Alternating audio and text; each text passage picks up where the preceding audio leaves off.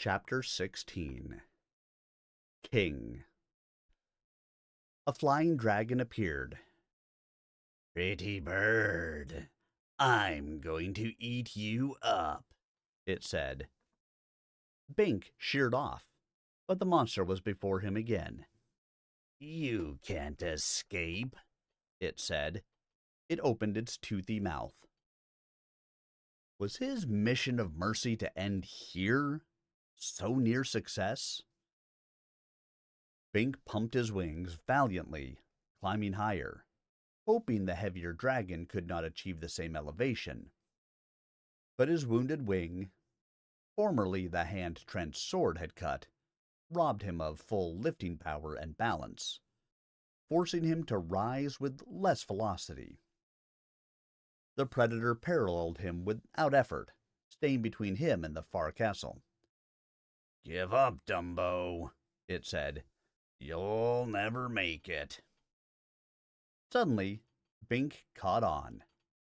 Dragons did not speak like that. Not flying fire breathers, anyway. They lacked both the cranial capacity and the coolness of brain to talk at all. They were simply too light and hot to be smart. This was no dragon. It was an illusion spawned by the sorceress. She was still trying to stop him, hoping that if he disappeared and Chameleon died, Trent would resume his march on the throne. Trent would have done his best and failed. Realistically, he would continue toward his goal. Thus, Iris could still achieve her dream of power through him. Naturally, she would never confess her own part in this mischief. Bink would rather have dealt with a real dragon. The sorceress's evil plot might work. Because he was a phoenix instead of a talking bird, he could not tell anyone other than the good magician what was happening. Others would not have the capacity to understand. If he returned to Trent now, too much time would be lost. And in any event, Iris could stop him there too. This was his own private battle, his duel with the sorceress. He had to win it himself. He changed course abruptly and angled directly into the dragon. He had guessed wrong. He would light a fire in the belly of the fire breather and lose all. But he passed right through it without resistance. Victory. Iris shouted something most unladylike at him. What a fishwife she was when balked. But Bink ignored her and winged on.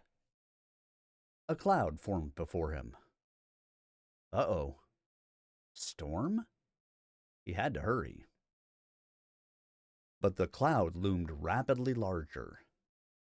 Blisters of black vapor boiled out of it, swirling funnels forming below. In moments, the sheer mass of it blotted out the castle. Ugly, dark satellite clouds scudded about it, menacing as the heads of goblins. A larger rotary pattern developed.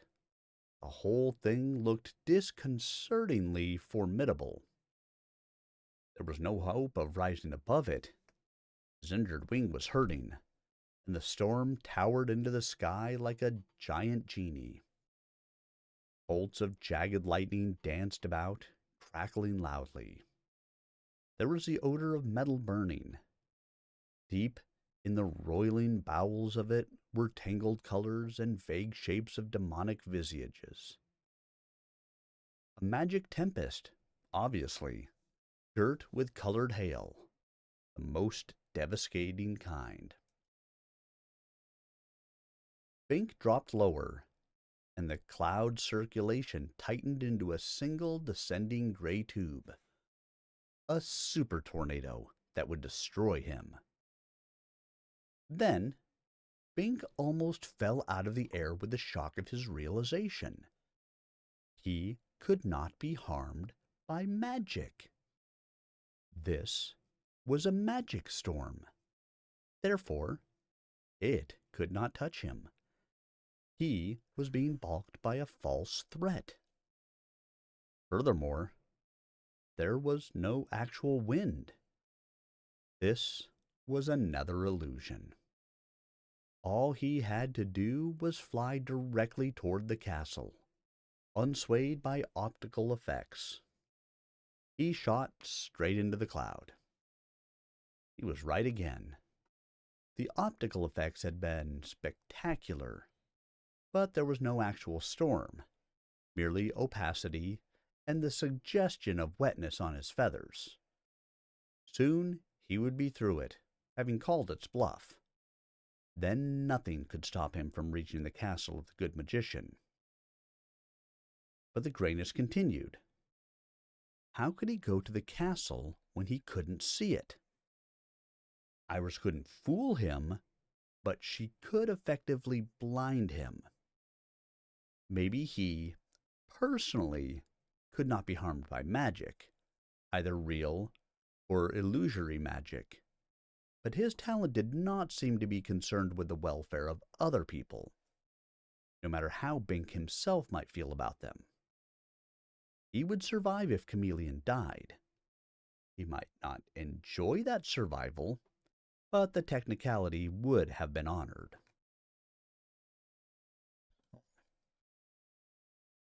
Damn it, Talent, he thought fiercely. You'd better stop being concerned with technicalities and start being concerned with my larger welfare. I'll kill myself physically by mundane means if I find my life not worth living. I need Chameleon. You can't save me at all if you let this hostile magic stop me from saving Chameleon. Then where will you be? The opacity continued. Apparently, his talent was an unreasoning thing. And so, in the end, it was useless. Like a colored spot on a wall. It was magic, without purpose. He peered about, determined to fight it through himself.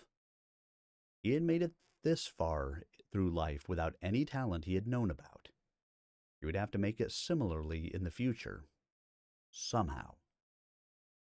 Had he been headed directly toward the castle? He thought so, but he could not be sure. He had been distracted by the developing cloud, trying to avoid it, and could have lost his bearings.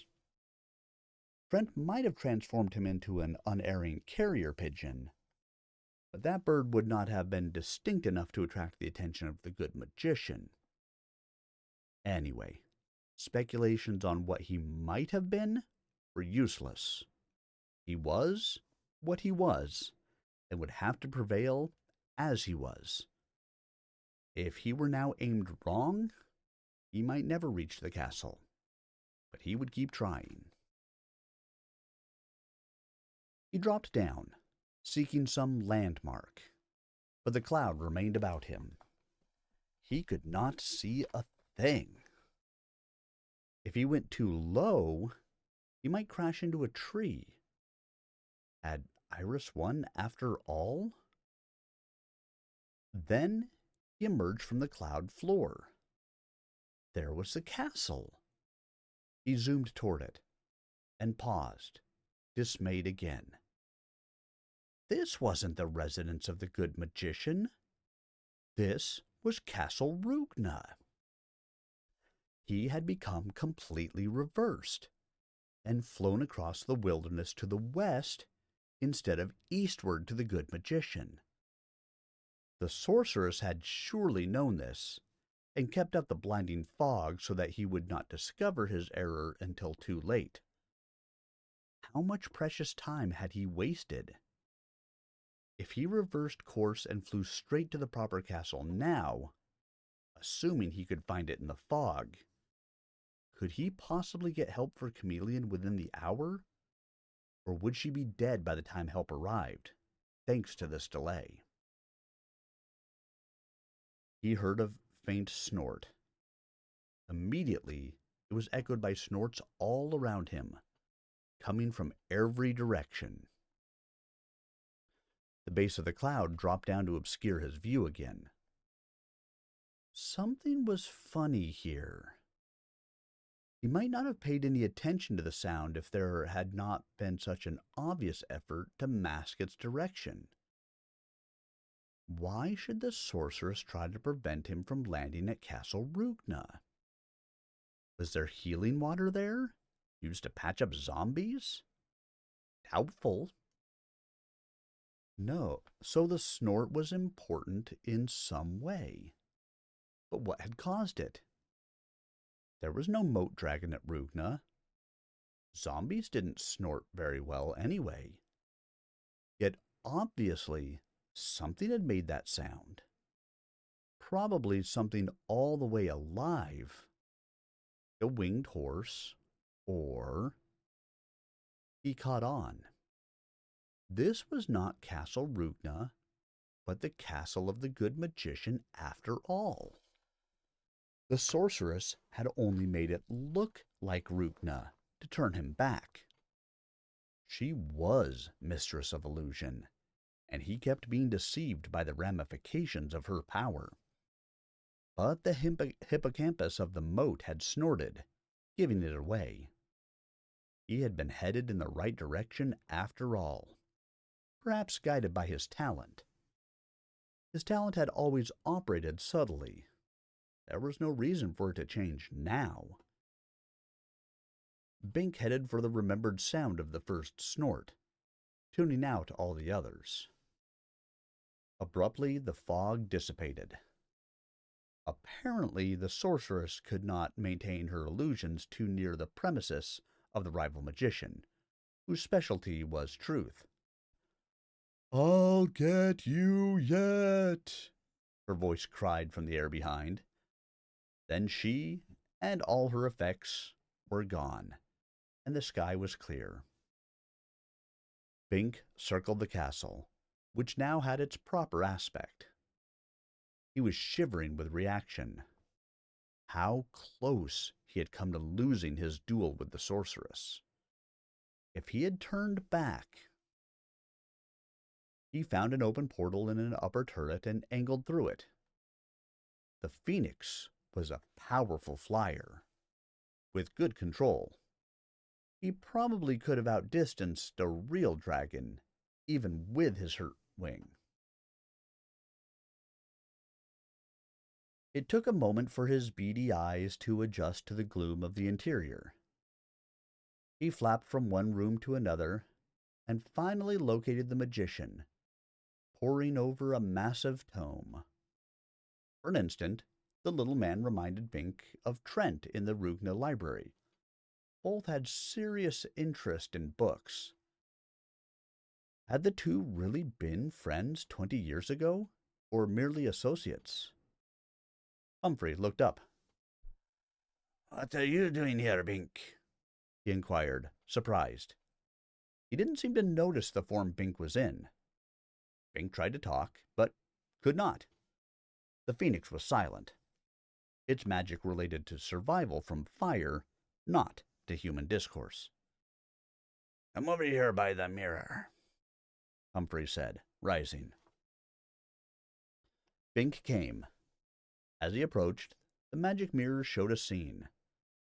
Evidently, this mirror was a twin to the one he had broken, for he saw no cracks to indicate repair. The picture was of the wilderness, Chameleon lying nude and lovely and bleeding despite a crude compact of leaves and moss on her abdomen. Before her stood Trent, sword drawn, as a wolf-headed man approached. "Oh, I see," Humphrey said. "The evil magician has returned. Foolish of me, foolish of him. This time he won't be exiled. He'll be executed. Good thing you managed to warn me. He is a dangerous one. I see he stabbed the girl and transformed you, but you managed to get away. Good thing you had the sense to come here." Bing tried to speak again, and failed again. He danced about anxiously. More to say? This way. The gnome-like magician took down a book and opened it, setting it on top of his prior volume on the table. The pages were blank. Speak, he said. Bink tried yet again. No sound emerged, but he saw the words forming in neat script on the pages of the book. Chameleon is dying. We must save her. Of course, Humphrey agreed. A few drops of healing water will take care of that. There'll be my fee, naturally. But first we'll have to deal with the evil magician, which means we'll have to detour to the North Village to pick up our stunner. No magic of mine can handle Trent. No, Trent is trying to save her. He's not. Humphrey's brow wrinkled. You are saying that the evil magician helped you? He asked, surprised. That is hard to believe, Bink. As quickly as possible, Bink explained about Trent's conversion. Very well, Humphrey said with resignation. I'll take your word that he is acting in your interest in this case. But I suspect you're a bit naive. And now, I don't know who's going to pay my fee. The evil magician is very likely to get away anyway, while we detour. But we have to try to catch him for a fair trial. He has broken the law of Xanth and must be dealt with immediately. It would profit us nothing if we saved Chameleon while leaving Xanth in peril from the conquering lust of the Transformer. There was so much more Bink wanted to explain, but Humphrey gave him no chance. And, of course, he probably was being naive. Once the evil magician had time to reconsider, he would probably revert to form. He was a serious threat to Xanth, yet Bink knew that Trent had won the duel, and so Bink, as loser, should no longer interfere in the magician's affairs. This was a devious but increasingly strong conviction. He hoped Trent managed to escape. Humphrey led him down to the castle cellar, where he tapped some fluid from a barrel. He sprinkled a drop on Bink's wing, and it was instantly sound again. The rest he put in a small bottle, which he tucked into his vest pocket. Now the good magician went to a closet and hauled out a plush carpet. He unrolled it, then sat cross-legged on it. Well, get on, Budbrain, he snapped. You'll get lost out there by yourself, especially with Iris fooling around with the weather reports. Bink, perplexed, stepped onto the carpet and faced the magician.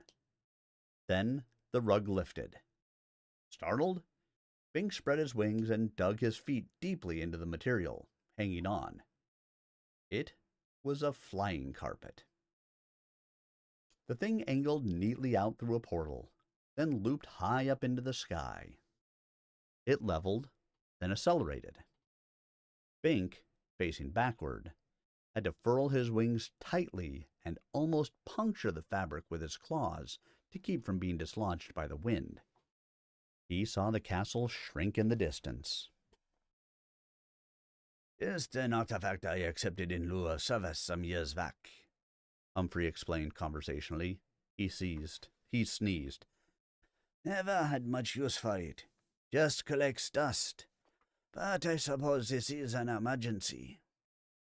He peered at Bink, shaking his head dubiously. You claim the evil magician transformed you to help you get to me quickly. Just nod your beak once for yes, twice for no. Bink nodded once. But he did stab Chameleon. Another nod, but that was not the whole story. He didn't really mean to stab her, because he was really trying to kill you, and she got in the way. Bink had to nod yes again. What a damning statement. Humphrey shook his head. It's easy to be sorry after a mistake has been made. Yet, when I knew him before his exile, he was not a man without compassion. Still, I doubt he can ever rest until he achieves his ambition. And while he remains alive and in Xanth, we can never be certain he won't. It is a difficult case. There will have to be a meticulous investigation of the facts.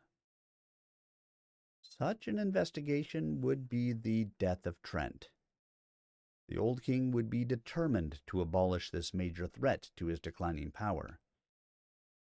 And Trent knows what is likely to happen to him when the authorities get there, if they catch him. Trent surely did. Bink nodded yes again. And you? Do you want him dead? Bink shook his head vehemently no. Or exiled again? Bink had to think a moment. Then he shook his head again. Of course. You need him to transform you back into human form. That perhaps gives him some bargaining leverage. They might spare his life in exchange for such services. But after that, it seems likely to be exile for him. Or blindness. Blindness? But then, Bink comprehended the horrible logic of it.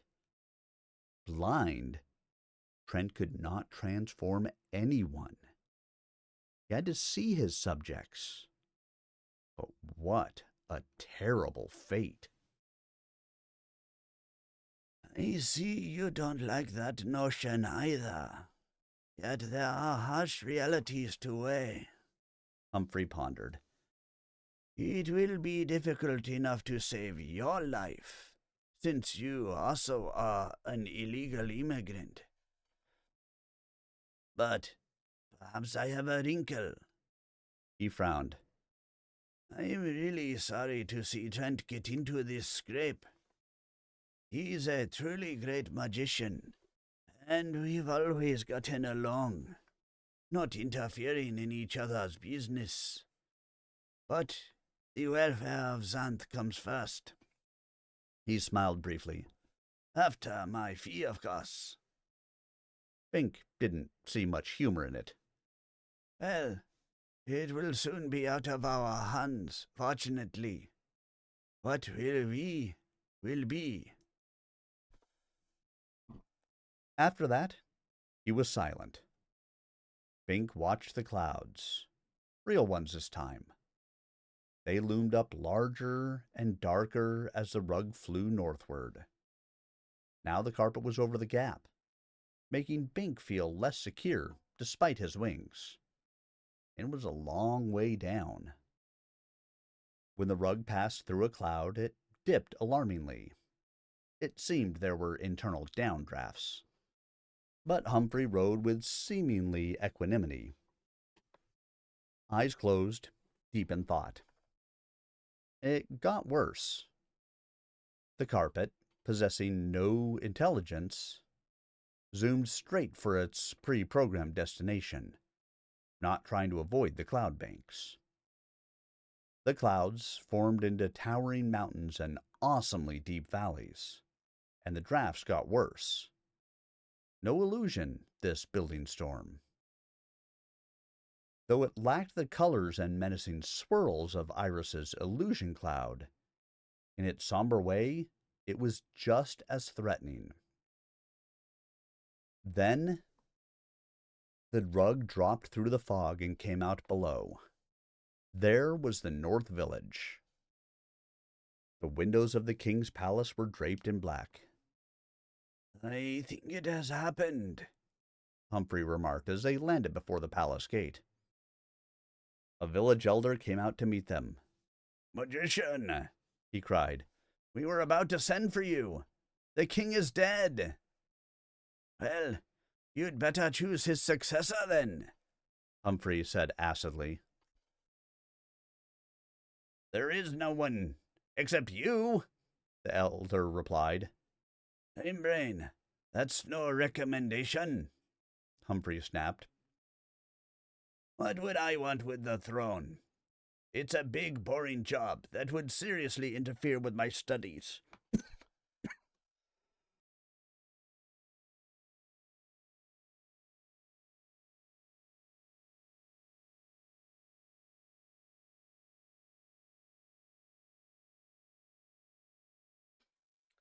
The elder stood his ground. Unless you show us another qualified magician, the law requires that you accept. Well, the law can go. Humphrey paused. We have more pressing business. Who is caretaker during the interim? Roland. He is seen to the funeral.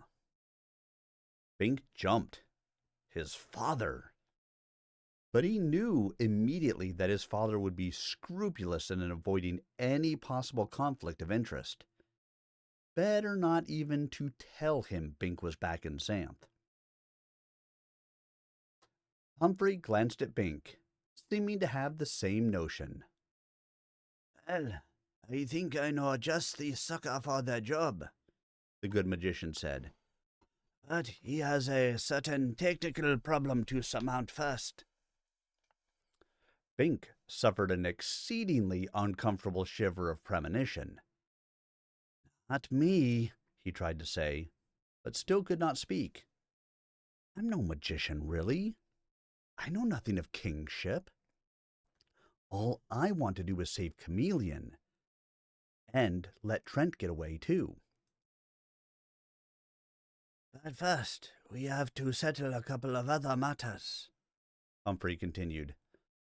The evil magician Trent the Transformer is back in Xanth, and the girl is dying. If we move fast, we may catch them both before it is too late.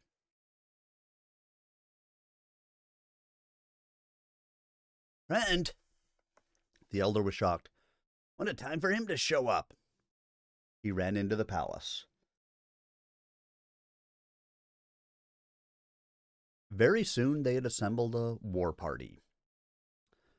The village travel conjurer was given the precise location, and he started popping people through. First to go was Roland himself. With luck, he would catch the evil magician by surprise and stun him in place, nullifying his magic. Then the others could proceed safely. Next, the good magician went, with his vial of healing water, to save Chameleon, if she still lived. Bink realized that if this plan was successful, Trent would never have another chance to transform anyone. If they unknowingly executed the evil magician before Bink was transformed, he would remain forever a phoenix. Chameleon would be alone, although well, and his father would be responsible. Was there no way out of this predicament? Well, the plan might fail. Trent could transform Roland and Humphrey. Then Bink himself might recover his human form, but Chameleon would die. That was no good either. Maybe Trent would have escaped before Roland arrived. Then Chameleon would be cured, and Trent would survive, but Bink would remain a bird.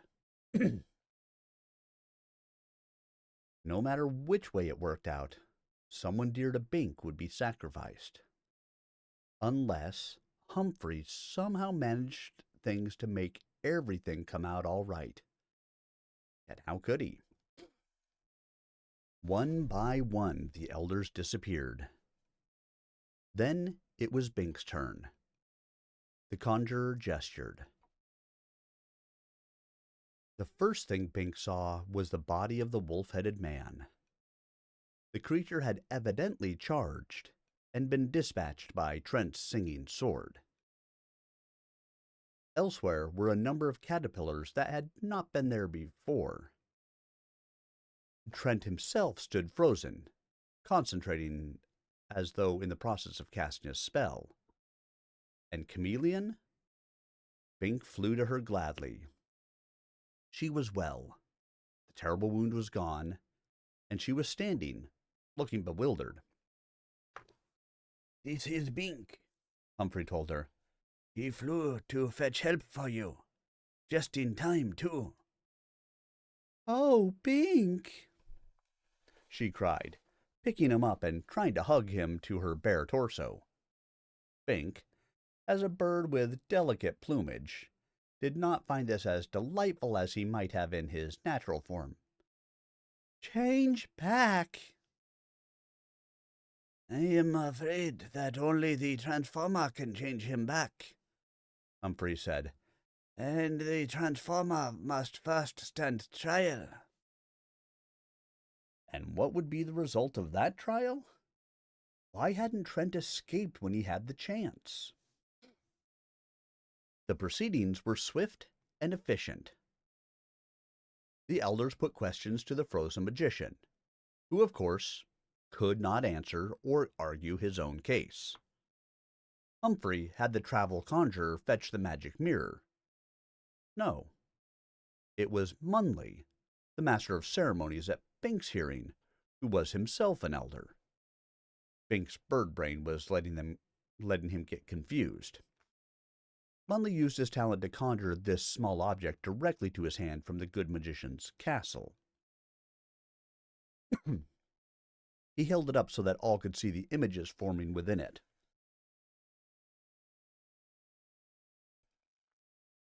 In the mirror were reflected scenes from the trio's travels in Xanth. Gradually the story came out, though it did not reveal Bink's talent. It showed how the three had helped one another to survive in the wilderness, how they had stayed at Castle Rugna. There was a general exclamation about that, for no one had known this old, famous, semi-mythical artifact remained intact. How they had fought the Wiggle Swarm, and that produced another reaction. How they had finally dueled, how the sorceress Iris had mixed in, and how, Bink felt a fury of embarrassment, he had made love to Chameleon. The mirror was merciless. The whole sequence was clearly damning to Trent, for there were no words. "But it's not really like that," Bink tried to cry. "He's a fine man. In many ways, his rationale makes sense. If he had not spared me and Chameleon, he could have conquered Xanth." The picture froze on the final sequence of the duel. Trent wounding Bink, making ready to strike the final blow, and halting. "See, he spared me. He is not evil. Not anymore. He is not evil." But no one heard him. The assembled elders looked at one another, nodding gravely. Bink's father, Roland, was among them, and the family friend Munley saying nothing. Then the mirror continued, showing what had happened after Bink flew away. The monsters of the wilderness, smelling fresh blood, had converged. Trent barely had time to bandage Chameleon before these threats became pressing. He had stood before her, sword in hand, bluffing the creatures back, and transforming those who attacked anyway to caterpillars. Two wolf heads had charged together, jaws gaping wide, slavering. One became a caterpillar, while the other was cut down by the sword. Trent had killed only as necessary. "He could have run, even then," Bink cried silently. "He could have let Chameleon be taken by the monsters. He could have escaped into the magic jungle. You would never have caught him until he caught you. He is a good man now." But he knew there was no way he could plead this good man's case.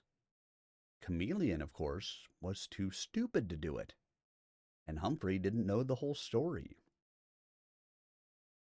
At last, the mirror showed the arrival of Roland, as strong and handsome in his fashion as the evil magician, and a few years older.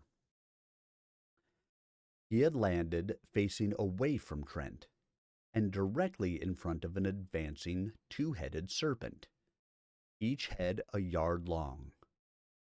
Roland, searching the wilderness before him, nervous about a nearby tangle tree, had seen neither magician nor serpent behind him. In the mirror, Trent charged, running at the tail of the monster, grabbing it with his bare hands, causing it to whirl on him furiously. Both heads had struck, and the thing had abruptly become another caterpillar, a two-headed caterpillar. Roland whirled.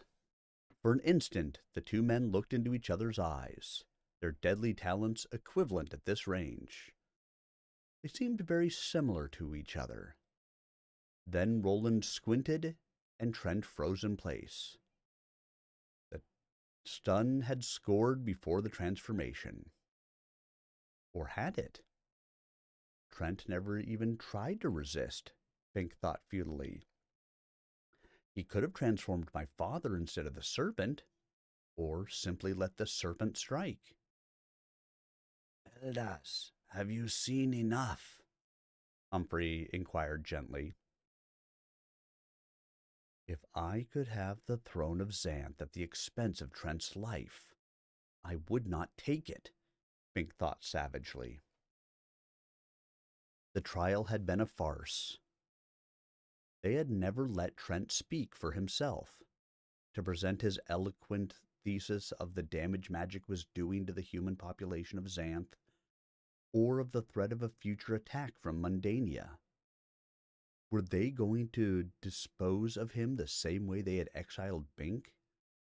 Thoughtlessly, by rote law, regardless of the meaning behind the facts? The elders exchanged glances gravely.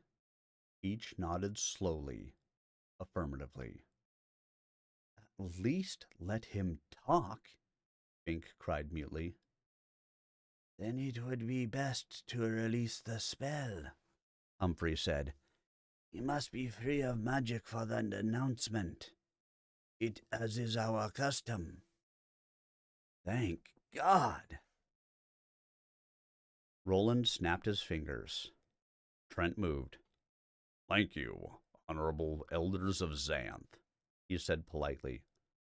You have granted me a fair presentation, and I stand ready to accept your judgment. Trent wasn't even defending himself. This horrendously partial, silent investigation, obviously a mere ritual to justify a decision privately arrived at, how could the evil magician lend credibility to that? We find you guilty of violating exile, Roland said. For this, the set penalty is death. But we are in a unique situation, and you have changed substantially since we knew you. You always had courage, intelligence, and strong magic. Now you are also possessed of loyalty, honor, and mercy. I am not unmindful that you spared the life of my son, who had foolishly challenged you, and that you protected his chosen one from the ravages of wild beasts. You have some guilt in these matters, but you have expiated it. We therefore waive the set penalty and grant you leave to remain in Xanth, under 2 conditions. They were not going to kill Trent. Bink almost danced for joy, but immediately he realized that there would still be stringent restrictions to prevent Trent from ever again aspiring to the throne. Humphrey had mentioned blinding him, so that he would be unable to perform his magic. Bink had some idea of what a life without magic would be like. Trent would be forced to assume some menial occupation, working out his days in ignobility. The elders were generally old, but not necessarily gentle. No smart citizen ever crossed them twice. Trent bowed his head. I thank you sincerely, elders. I accept your conditions. What are they? But there was so much more to be said. To treat this fine man as a common criminal? To force his agreement to this terrible retribution? And Trent was not even protesting. First, Roland said, that you marry. Trent looked up, startled. I can understand a requirement that I reverse all prior transformations and desist from any future exercise of my talent. But what has marriage to do with it? You are presuming, Roland said grimly. And Bink thought, Trent hasn't caught on. They have no need to make restrictions. If they blind him, he will be helpless. I apologize, Elder. I will marry. What is the other condition? Now it comes. Bink wished he could blot out the sounds, as if by failing to hear the words of the sentence, he could alleviate it. But that was not his type of magic talent. That you accept the throne of Xanth. Bink's beak fell open. So did Chameleon's mouth. Trent stood as if stun-frozen again. Then Roland bent one knee and slowly dropped to the ground. The other elders followed silently. The king, you see, is dead, Humphrey explained. It is essential to have a good man and strong magician in the office. One who has the demeanor of command coupled with restraint and perspective, yet who will muster savagery when necessary in the defense of Xanth, as in the event of a Wiggle invasion or similar threat. One who may also provide a potential heir, so that Xanth is not again caught in the difficult situation just past. It is not necessary to like such a monarch, but we must have him. I obviously do not qualify, for I could hardly bring myself to devote the required attention to the details of governance. The sorceress Iris would be unsuitable, even if she were not female, because of her lack of restraint. And the only other person of magician caliber has neither personality nor talent appropriate to the needs of the crown. Therefore, Xanth needs you, magician. You cannot refuse. And Humphrey, too, bent his knee. The evil magician, evil no longer, bowed his head in mute acceptance. He had conquered Xanth after all. The ceremony of coronation was splendid. The centaur contingent marched with dazzling precision, and from all over Xanth, people and intelligent beasts came to attend. Magician Trent, henceforth the Transformer King, took both crown and bride together, and both were radiant. There were, of course, some sly remarks at the fringe of the spectator crowd, but most citizens agreed that the king had chosen wisely. If she is too old to bear an heir, they can adopt a magician-caliber boy. After all, he's the only one who can control her, and he'll never suffer from lack of variety. And it eliminates the last real threat to the kingdom. They were not yet aware of the other formidable external and internal threats.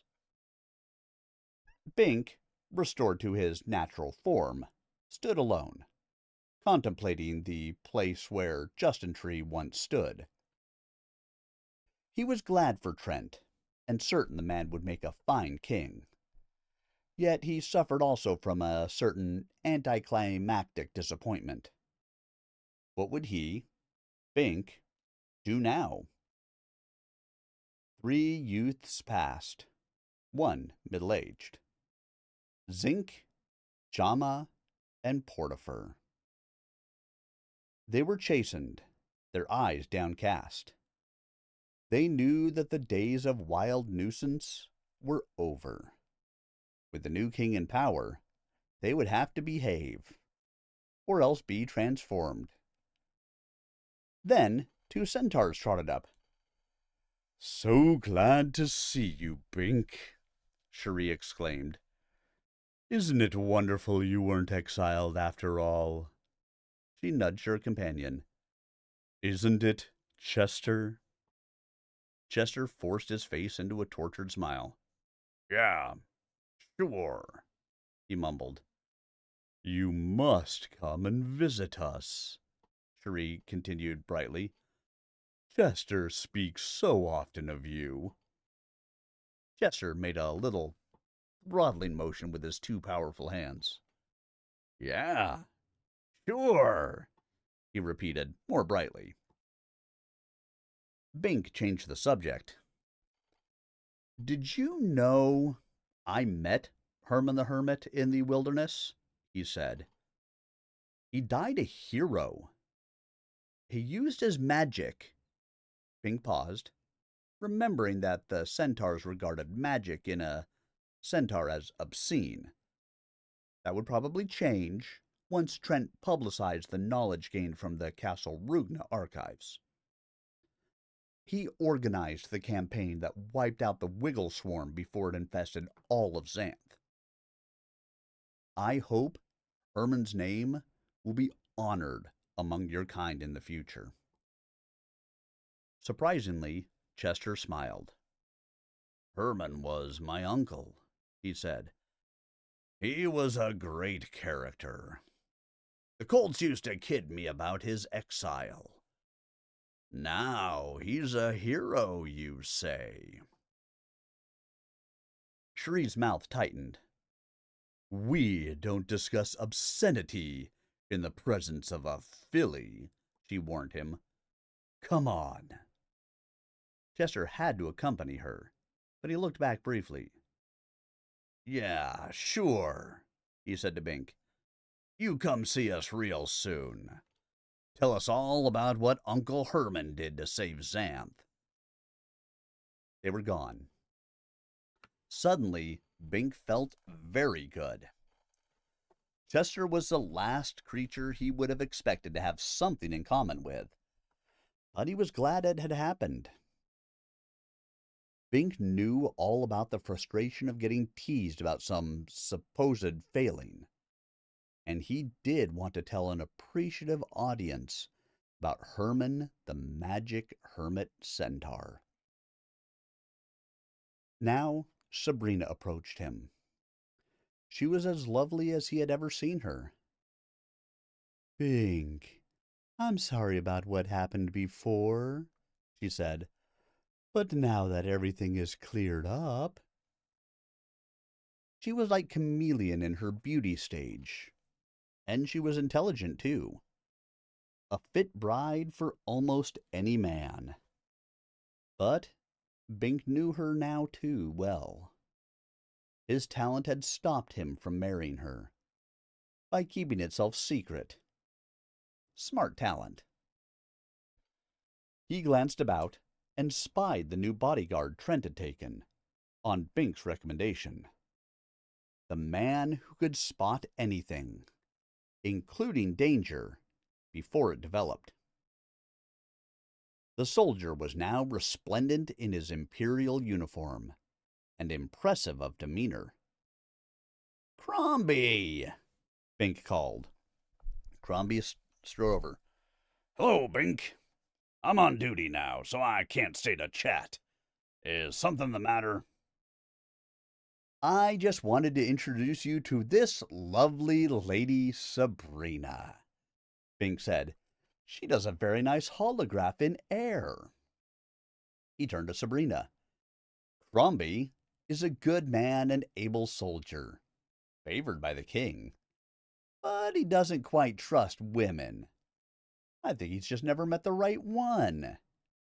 I believe you two should get to know each other better. But I thought, she began. Crombie was looking at her with a certain cynical interest, and she returned the glance. He was observing her physical charms, which were excellent. She was pondering his position at the palace, which was also excellent. Bink wasn't sure whether he had just done a beautiful thing or dropped a bag full of cherry bombs into the hole of a privy. Time would tell. Goodbye, Sabrina, Bink said, and turned away. King Trent summoned Bink to a royal audience. Sorry about the delay in getting back to you, he said when they were alone. There were some necessary preliminaries. Coronation, marriage, Bink agreed. Those two, but mainly a certain emotional readjustment. The crown landed on my head rather suddenly, as you know. Bink knew. If I may ask, Your Majesty, why I did not desert Chameleon and flee into the wilderness? For you alone, Bink, I will make an answer. Setting aside the moral considerations, which I did not, I performed a calculation that in Mundania is called figuring the odds. When you took flight for the castle of the good magician, I judge your chances of success to be about 3-1 in your favor. Had you failed, I would have been safe anyway. There was no point in deserting Chameleon. I knew Xanth stood in need of a new king, for the Storm King, by all accounts, was failing rapidly. The chances against the elders finding any magician more competent for the position than I were also about 3-1, and so on. Altogether, my chances of obtaining the throne by sitting tight were 9-16, with only a 3-16 chance of execution. These were better odds than survival alone in the wilderness, which I would rate at a 1 chance in 2. Understand? Bink shook his head. Those figures. I don't see. Just take my word that it was a practical decision, a calculated risk. Humphrey was my friend. I was sure he would not betray me. He knew I had figured the odds, but it didn't make any difference, because that is the kind of schemer Xanth needs in a king, and he knew it too. So he went along. Not that I didn't have some serious worries at the time of the trial. Roland certainly made me sweat. Me too, Pink agreed. But, had the odds been otherwise, I would still have acted as I did. Trent frowned. And I charge you not to embarrass me by revealing that weakness to the public. They don't want a king who is unduly swayed by personal considerations. I won't tell, Bink said, though privately he thought it was not much of a failing. After all, it was Chameleon he had saved.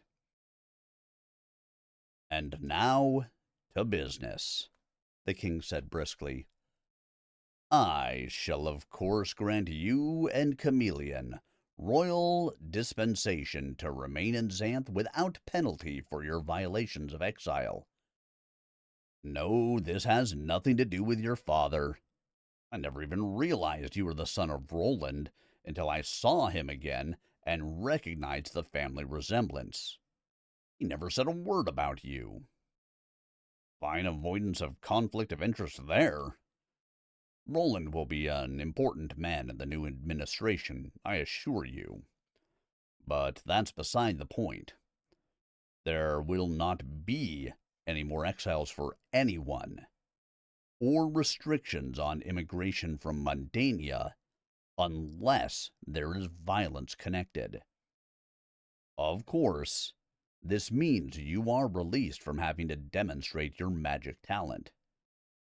In all Xanth, only you and I comprehend its specific nature.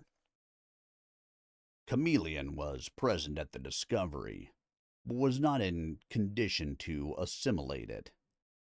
Humphrey knows only that you have magician-class magic, so it will remain our secret. Oh, I don't mind. You don't quite understand, Bink. It is important that the precise nature of your talent remains secret. That is its nature. It must be a private thing. To reveal it is to vitiate it. That is why it protects itself so carefully from discovery. Probably I was permitted to learn of it only to help protect it from others, and that I intend to do. No one else will know. Yes, but I see you still don't follow. Your talent is remarkable and subtle. It is, in its totality, a thing of magician rank, equivalent to any magic in Xanth. All other citizens, whether of the spot-on-wall variety or of magician class, are vulnerable to those types of magic they don't themselves practice. Iris can be transformed. I can be stunned. Humphrey can be harassed by illusion. You get the point. Only you are fundamentally secure from all other forms of magic. You can be fooled or shamed or grossly inconvenienced, but never actually physically hurt. That is exceedingly broad protection. Yes, but in fact, we may never know the ultimate limits of it. Consider the manner in which you re-entered Xanth without revealing your talent to anyone who would tell. Our entire adventure may be no more than the manifestation of one facet of your talent. Chameleon and I may merely have been tools to convey you back into Xanth safely. By yourself, you might have been trapped in Castle Rugna, or run afoul of the Wiggles, so I was there to smooth your way. It may have protected you from my mundane sword by bringing Chameleon in to take the killing thrust, because, you see, I had discovered your talent in large part through my own magic, through its effect on my magic. Because I am a full magician, it could not balk me completely, as it might a lesser power. But still, it operated to protect you. It could not completely thwart me. I was able to wound you. So it joined me, acting to alleviate my quarrel with you by making me king in a way you could accept. Maybe it was your talent that changed my mind and prevented me from killing you. Hence my reasoning that it was your talent's decision that I be allowed to ascertain its nature. For this knowledge has, as you see, profoundly affected my attitude toward you and your personal safety." He paused, but Bink did not comment. This was quite a concept to digest in one lump. He had thought his talent was limited, not affecting those he cared for. But it seemed he had underestimated it. "So you see," Trent continued, "my throne may merely be the most convenient agency for the promotion of your welfare.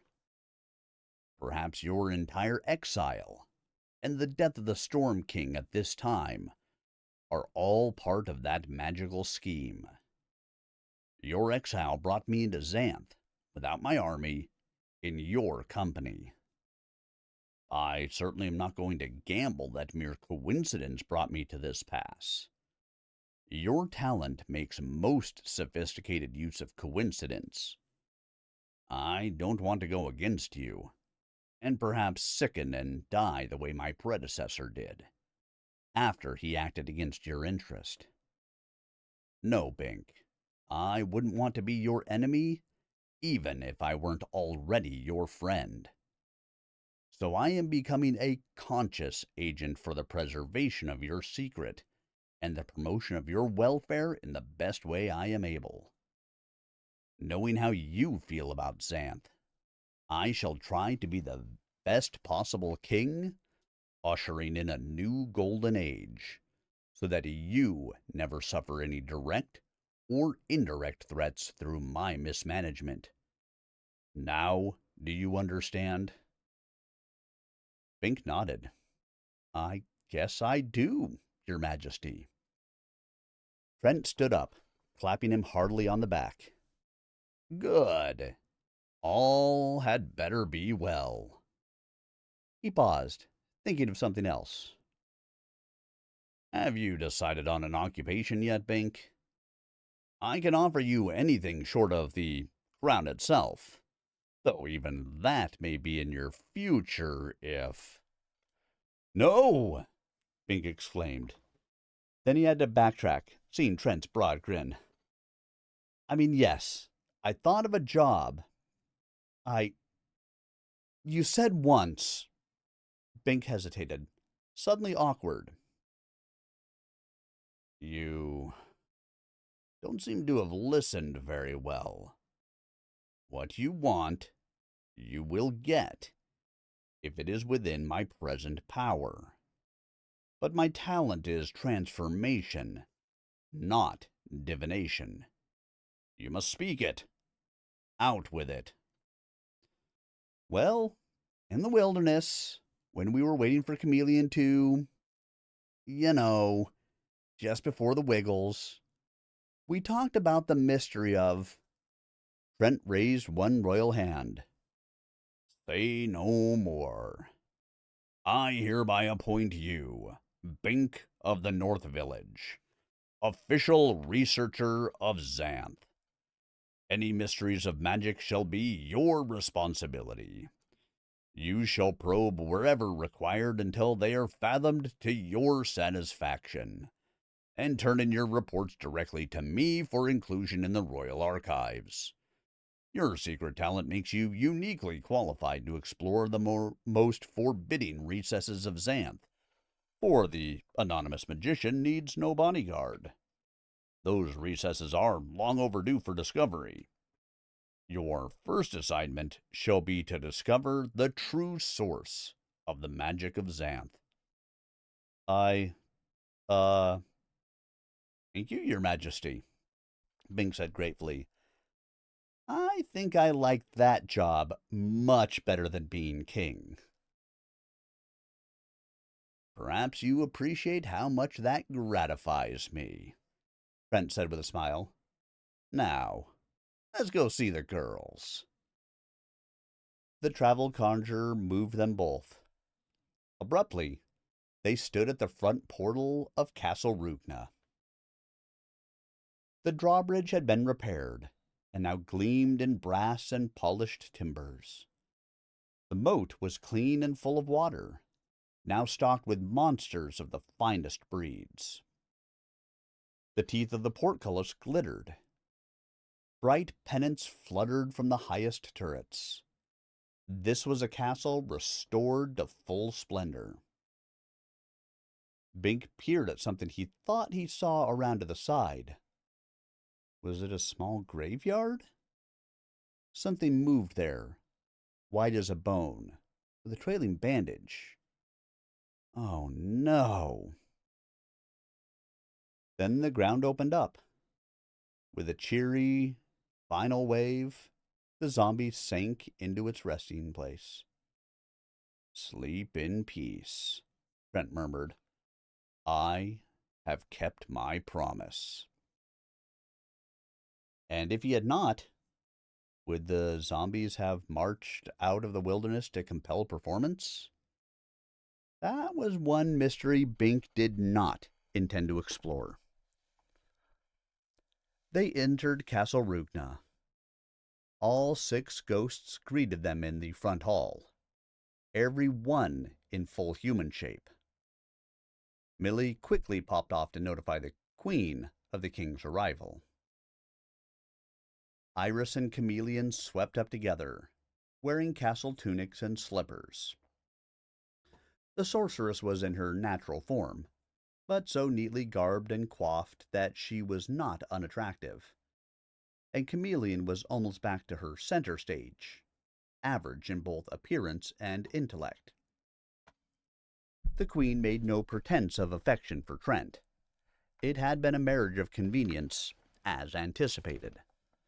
But her pleasure in the position and her excitement about the castle were obviously genuine. "This place is marvelous," Iris exclaimed. "Chameleon has been showing me around, and the ghosts instructed our toilettes. All the room and grandeur I ever wanted. And it's all real. And it wants so much to please. I know I'm going to love it here." "That's good," Trent said gravely. "Now, put on your pretty face. We're entertaining company." The middle-aged woman was instantly replaced by a stunningly smoothed and buxom young woman with a low décolletage. "I just didn't want to embarrass Chameleon. You know, in her average phase." "You cannot embarrass her in any phase. Now apologize to Bink." Iris made a breathtaking curtsy to Bink. She was ready to do anything to remain queen. And human. Trent could make her into a warty toad, or he could make her into the very figure she now resembled. He could probably make her young enough to bear a child, the heir to the throne. Trent was the master, and Iris seemed to lack even the inclination to question this. "I'm sorry, Bink. I really am. I just got carried away there during the duel, and after. I didn't know you were going to fetch the elders to make Trent king." Bink hadn't known that either.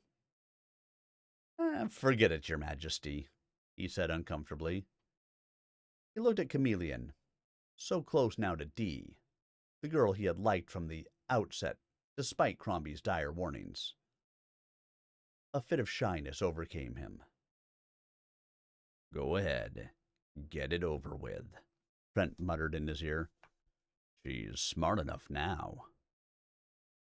Bink thought about how much of his adventures had centered around Chameleon's quest for a spell to make her normal, when she really was quite satisfactory, and even somewhat challenging as she was. How many people similarly spent their lives searching for their own spells? Some gratuitous benefit, such as a silver tree, or political power, or undeserved acclaim, when all they really needed was to be satisfied with what they already had. Sometimes what they had was better than what they thought they wanted. Chameleon had thought she wanted to be normal. Trent had thought he wanted armed conquest. And Bink himself had thought he wanted a demonstrable magic talent. Everyone thought he wanted something.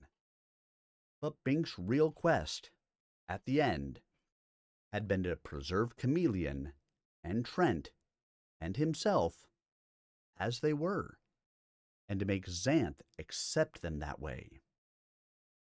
He had not wanted to take advantage of Chameleon in her stupid phase. He wanted to be sure she understood the full implications before he... Something tickled his nose. Embarrassingly, he sneezed. Iris nudged Chameleon with her elbow. "Yes, of course I'll marry you, Bink," Chameleon said. Trent guffawed. Then Bink was kissing her, his ordinary, extraordinary girl. She had found her spell all right. She had cast it over him. It was the same as Crombie's curse. Love. And at last, Bink understood the meaning of his omen. He was the hawk who had carried away Chameleon. She would never get free.